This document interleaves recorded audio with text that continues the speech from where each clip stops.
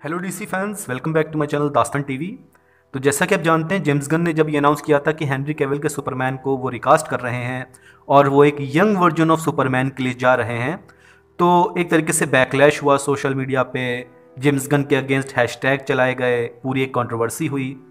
तो गाइस, अब James Gunn ने मीडिया पोर्टल से बात की है इस पूरे टॉपिक पे। क्लियरली अब उन्होंने अपना ओपिनियन दिया है, यानी ये जो हेनरी कैविल के सुपरमैन का जो इशू है, इस पे अब क्लियरली जेम्स गन ने बात की है।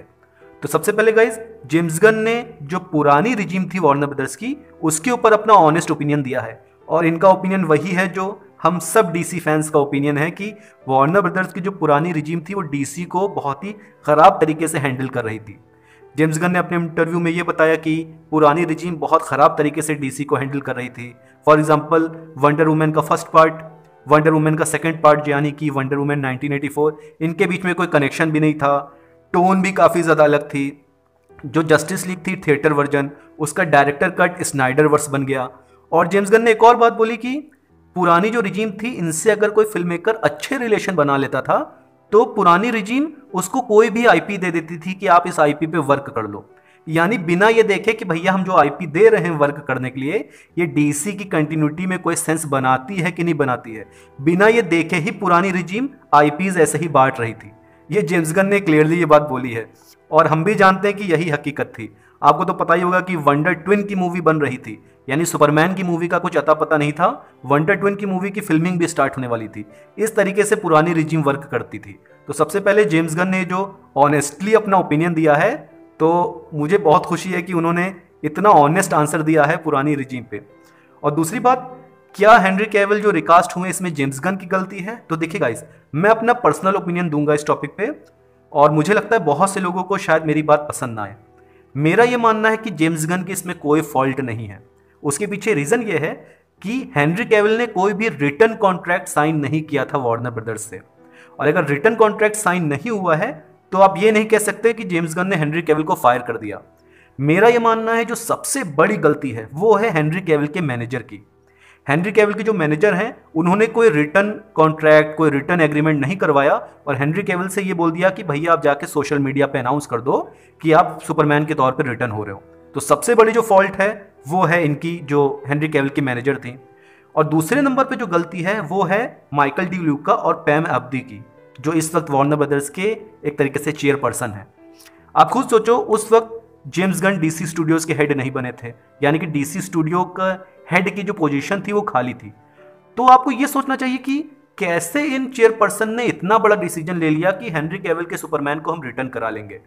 यानी कि आपको ये सोचना चाहिए कि भैया डीसी स्टूडियोज बनने वाला है, डीसी स्टूडियोज का एक नया हेड आने वाला है, पहले आपको उनसे कंसल्ट करना चाहिए था कि भैया हम हेनरी कैविल के सुपरमैन को रिटर्न कराना चाह रहे हैं, जो आपका प्लान होने वाला है फ्यूचर में, क्या ये चीज इसमें फिट बैठेगी?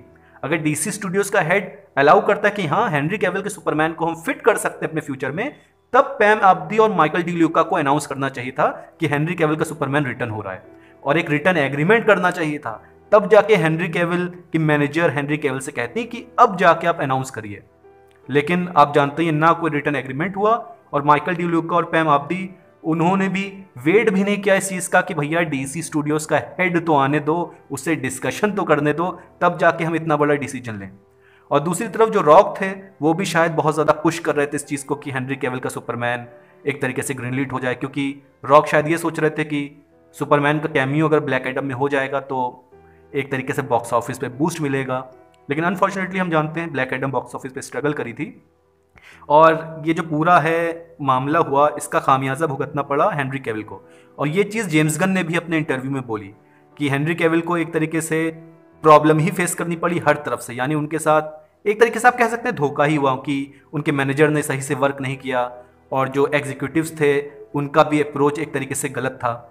लेकिन एंड में हमने ये देखा कि हेनरी कैविल को रिकास्ट कर दिया गया और जेम्स गन ने ये कहा कि वो एक यंग वर्जन ऑफ सुपरमैन के लिए जा रहे हैं।